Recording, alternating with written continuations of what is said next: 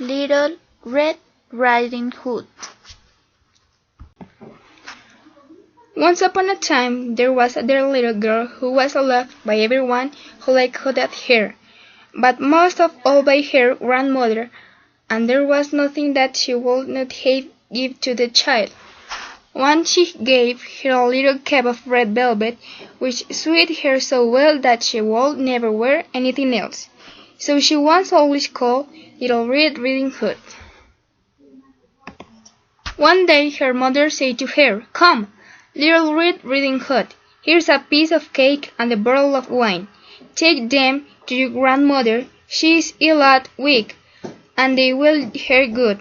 Set out before I get hot, and when you are going, walk easily and quickly, and do not run off the path, or you may fall and break the bottle, and then your grandmother will get nothing.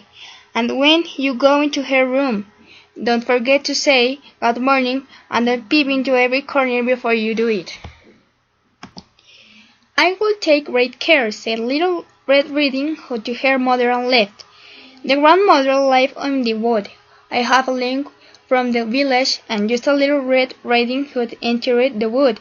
A wolf met her. Little Red Riding Hood did not know what a wicked creature he was, and was not at all afraid of him. "Good day, Little Red Riding Hood," said he. "Thank King Wolf. Why there away so early, Little Red Riding Hood?" "To my grandmother's." "What have you got in your apron?" "Cake and wine. Yesterday was baking day, so poor sick grandmother is to have something good to make her stronger." "Where does your grandmother live, Little Red Hood?" "A good quarter of language farther off in the wood. Her house stands under the three large oak trees. You surely must know it," replied Little Red Riding Hood. The wolf thought to himself, "What a tender young creature! She will be better to eat than the old woman. I must act carefully." So he walked for a short time by the side of Little Red Riding Hood, and then he said, "See, Little Red Riding Hood, how pretty for the flowers are about here. Why do you not look around?" "I believe, too, that you do not hear how sweetly the little birds are singing.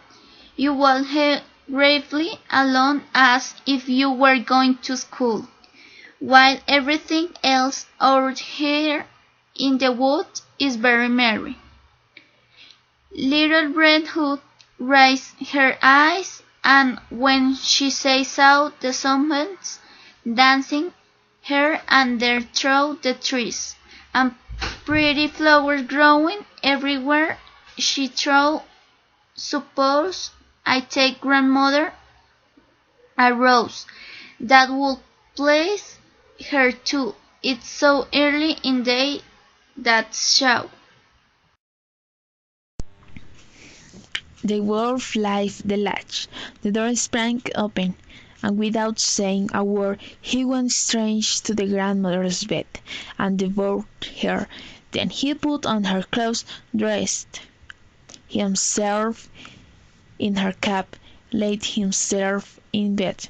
Little Red Riding Hood, however, had been running about picking roses, and when she had gathered so many that she could carry no more, she remembered her grandmother, and set out on the way to her. She was surprised to find the cottage door standing open, and when she went into the room she had such a strange feeling that she said to herself, "Oh dear, how uneasy I feel today, and at other times I like being with grandmother so much." She called out, "Good morning," but received no answer, so she went to the bed. There lay her Still gets there in good time, and so she ran from the path into the wood to look for a rose.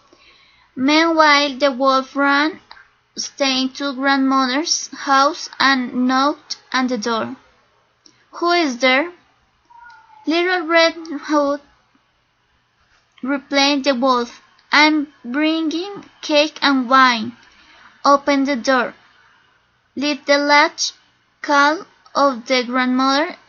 "I'm too weak and cannot get up." When the wolf had passed his appetite, he lay again in the bed, fell asleep, and began to snore very loud. A husband was passing the house, and thought to himself, "How the whole woman is snoring, and must just say I feel she wants anything." So he went into the room. I went to come to the bed. He saw that the wolf was lying in it. "Do I find you hard, you old sinner?" he said. "I have long showed you, then just and we going to the fire and him." It occurred to him that the wolf might have devoured the grandmother, and that she might still be saved should it not fire. But he took a pair so serious and began to cut open the stomach of the sleeping wolf.